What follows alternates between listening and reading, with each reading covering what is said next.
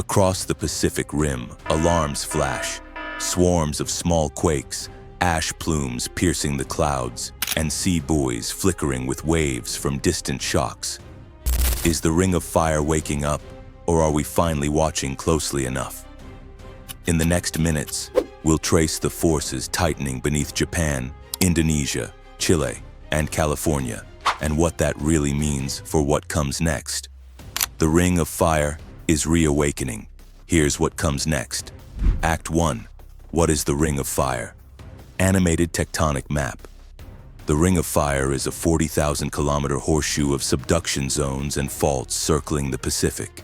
Here, dense oceanic plates dive beneath lighter continental plates.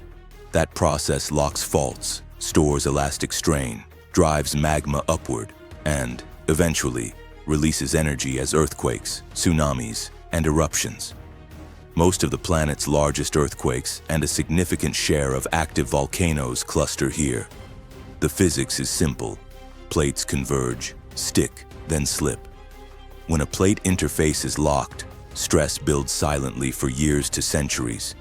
In transition zones, we see slow slip events and tremor signals that the fault is moving, but not fast enough to break. In creeping sections, motion happens steadily, often reducing big quake potential locally while shifting stress to the locked patches. Act 2. Why activity looks higher now? Sensor montage, satellites. So why does it feel busier? 2 reasons. First, detection. Today's seismic networks, GPS, INSAR satellites, and gas sensors catch events we missed a decade ago. Second, clustering. Earthquakes and eruptions naturally come in bursts. One large event can slightly change stresses nearby, nudging another patch closer to failure. That's not a global chain reaction, it's local physics. Perception not equal to prediction. More headlines don't mean a planet in free fall, but along certain segments, we do see patterns, like persistent tremor, ground uplift or subsidence, and changes in gas emissions that help outline realistic scenarios. Act 3. 4 hotspots, 4 futures. A. Japan. Nankai, Japan Trench. Seconds that save lives. Japan straddles multiple boundaries. Along the Nankai Trough, historical records show recurring great quakes. Parts of the interface appear locked, meaning strain is accumulating. Japan's early warning systems can deliver seconds of notice, enough to stop trains and open firehouse doors. What's next? Another great quake is a matter of when, not if, but timing cannot be predicted. Preparedness codes, drills, and tsunami routes remains the decisive variable. B. Indonesia, Sunda Arc. Many small warnings.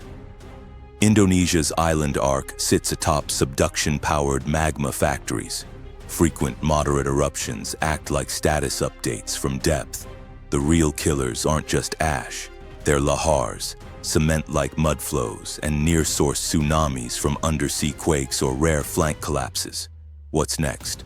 Ongoing intermittent eruptions are normal. The priority is clear evacuation plans, lahar diversion, and coastal awareness. See Chile and Peru, Nazca under South America, the giants. Here, the Nazca Plate dives beneath South America, producing some of history's largest quakes. Segments rupture in great events every few decades to centuries. What's next? Future M8+ earthquakes are expected over long time frames along various segments. Exact timing isn't knowable. Strict building codes and tsunami education are what turn inevitabilities into survivable events. D. U.S. West Coast, California, and the Pacific Northwest. Different beasts. California's San Andreas is a transform fault. Plates slide past, not over-under. Northward, the Cascadia subduction zone is a true megathrust, capable of M8 to 9 events. What's next? In California, a large M7+ on the southern San Andreas is a well-studied scenario. In the Pacific Northwest, a full-margin Cascadia rupture is low frequency but high impact. Early warnings can provide seconds. For tsunamis, vertical evacuation zones matter most. Act 4. Is the ring reawakening? Active by design. The Ring of Fire isn't waking up, it's active by design. Some decades look quieter, others look busy. Our instruments create the impression of acceleration, but the deeper story is cyclical strain and release. The smart question is not, when is the big one, but how do we reduce losses when it comes? Act 5. What comes next? Plausible, not predictive. Near term, local sequences. After moderate quakes, expect aftershocks and occasional adjacent segment events. Recurring eruptions along established arcs, weeks to months of intermittent activity are normal. Great earthquakes will recur on century scales at subduction margins. We cannot time them, but we can model their impacts and practice the response. What actually changes outcomes? 1. Early warning, seconds to drop, cover and hold. Pause surgeries, halt trains. 2. Codes and retrofits, simple details like strong column ties and flexible gas connectors save lives. 3. Tsunami literacy, if the shaking is long or strong near the coast, self-evacuate uphill, don't wait. 4. Volcano monitoring, tilt meters, gas and satellites give days to weeks of lead time for many eruptions. Act 6. Myths versus reality. Myth: one megaquake will trigger the entire ring like dominoes. Reality: stress changes are mostly regional. Links across oceans are weak to non-existent. Myth: a magnetic pole shift or eclipse causes quakes. Reality: plate motions and fault stress control earthquakes. Celestial events do not. Act 7. The human part. Technology helps, but community memory saves lives. Drills, signage, and neighbors who know the routes.